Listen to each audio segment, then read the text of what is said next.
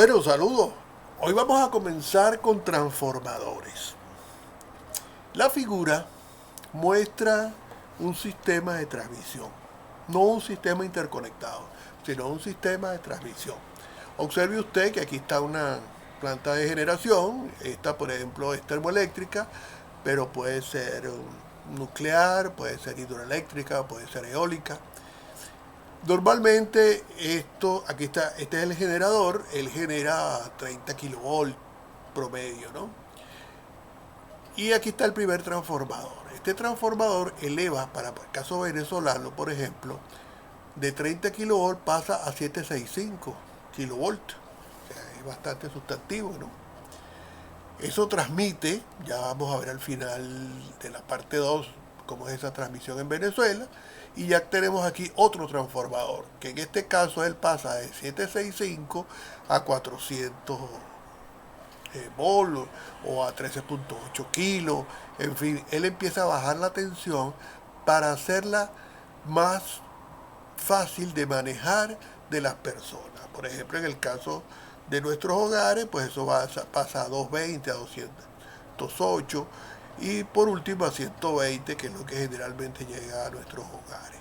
Y la de 400 pues sigue aquí a fábrica, pero las fábricas pueden trabajar en 13.8 dependiendo de las características de producción de la misma. Entonces, fíjense ustedes que hay muchos transformadores. Aquí están transformadores de poste, las transformadores de entrada, los de las subestaciones, las estaciones de distribución. Entonces vamos a comenzar con el concepto por lo cual se produce esto, que es la ley de Faraday. La ley de Faraday dice, imagínense que este es una espira y un imán. La ley de Faraday dice que cuando el flujo que atraviesa la espira, el flujo que pasa a través de ella, varía en función del tiempo, en ella se produce una tensión inducida. Esa tensión inducida puede aumentar si aumentamos el número de vueltas que se le da a esto. Fíjense que esta línea de flujo es dispersión, no colabora. Nada más se está tomando en cuenta el flujo que pasa a través de ella. Esa es la ley de Faraday. Y vamos a hablar de este signo menos, que es la ley de Lenz. Y aquí podemos aprovechar este dibujo. Lo primero que tenemos que ver es lo siguiente. Si este flujo es constante, la tensión inducida no aparece, porque esta derivada va a valer 0. Es necesario que tengan claro eso. Ahora, si este flujo se incrementa, por ejemplo, el signo menos lo que nos dice es que la corriente que va a generar esa tensión inducida tiene que llevar un sentido tal que se oponga a que este flujo crezca. Ya nosotros sabemos por la regla de la mano derecha que si ponemos el pulgar oponiéndonos a fíjense que aquí el pulgar va el flujo va hacia arriba y va creciendo, entonces nosotros tenemos que poner el pulgar derecho apuntando hacia abajo. Y si el pulgar apunta hacia abajo, la corriente va en este sentido. Siempre se opone. Si por alguna circunstancia este flujo empieza a disminuir, ahora ella se va a oponer a esa variación y entonces la corriente va a apoyar este flujo, el pulgar tiene que ir hacia arriba, la corriente tiene que ir en esta dirección. Bien, esto lo podemos ver aquí a través de la derivada, es lo mismo, es el mismo dibujito. Supongan ustedes que este flujo es phi sub max por el seno de omega t. Si aplicamos la ecuación de Faraday, nos da n phi sub max omega, porque es la derivada interna, por el coseno de omega t. El módulo, este módulo es n phi max omega sobre raíz de 2. Pero omega, recuerden ustedes que es 2πf. Si ustedes dividen ese 2pi entre raíz de 2, le da este número que está aquí. Y aquí tienen que podemos calcular el flujo máximo en función de la frecuencia, el número de vueltas y la tensión inducida que aparece aquí. Eso quiere decir que nosotros podemos acoplar bobinas para obtener tensiones inducidas. Acoplo dos bobinas, aquí a esta le aplico tensión y en esta bobina van a aparecer tensiones inducidas. Observe que aquí hay mucha dispersión porque solamente se deben tomar en cuenta las líneas de flujo que atraviesan esta bobina. Pero eso lo podemos solucionar poniendo aquí un material magnético. ¿Qué es este caso?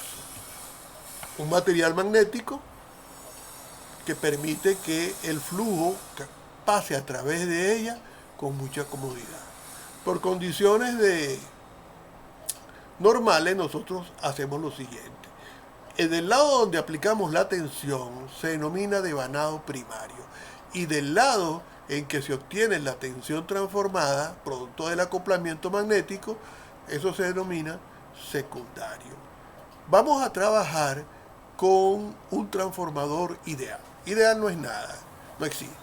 Pero nosotros podemos poner condiciones de idealidad y después le vamos agregando los defectos prácticos que pueda tener cualquier equipo. ¿Cuál es la condición de idealidad? Bueno, primero, estos arrollados no tienen resistencia. Eso es falso. Es decir, no hay pérdida por efecto Joule. Podemos también decir que la permeabilidad de este material es infinito. Es decir, su reluctancia es cero y por tanto el flujo en su interior siempre está. No hay pérdida de flujo. En otras palabras, este transformador ideal se caracteriza porque no tiene pérdidas. Y entonces vamos a aplicar la ley de Faraday. Evidentemente las variaciones de tensión producen variaciones de flujo a nivel del primario, que se puede escribir usando la ecuación de Faraday. Y a nivel de secundario, como el flujo no se pierde nada, las variaciones de flujo aquí aparecen aquí. Y entonces aparece una tensión inducida a nivel de secundario. Eso es para meter ya la variación del tiempo. Pero si nosotros dividimos esta ecuación número 1 entre la ecuación número 2, nos damos cuenta de que como las variaciones de flujo son iguales, pues evidentemente todos los términos son idénticos, se cancelan.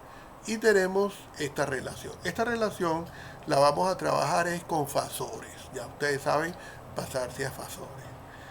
Y esto queda entonces que el fasor del voltaje primario entre el fasor del voltaje secundario es igual a esta relación. Esa relación se llama relación de transformación. En el Chapman, que es el que toma el libro que estamos tomando de guía, se usa A, pero otros libros usan M.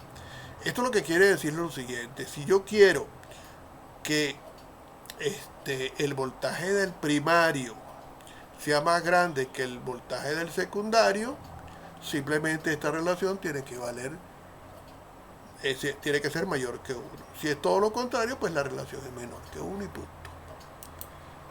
Vamos nuevamente, aquí está la ecuación porque vamos a hacer una comparación. Como no hay pérdidas, pues evidentemente la potencia compleja, su módulo, los volamperes, de entrada son iguales a los volamperes de salida. No hay pérdida, pero este producto es igual. Si yo ahora busco la relación de la corriente del primario entre la corriente secundario, bueno, es despejar de aquí, me da B sub S sobre D sub P, es decir, N sub S sobre NP de acuerdo a esto, y es 1 sobre A. Y aquí tiene algo que siempre tienen que ustedes que tomar en cuenta. Donde el voltaje es mayor, la corriente es menor. Porque este producto tiene que ser constante. Y bueno, vamos a dejar hasta aquí la clase para trabajar con valores de tiempo para que Facebook YouTube no funcione menores que 15 minutos. Seguimos en la parte 2. Hasta luego.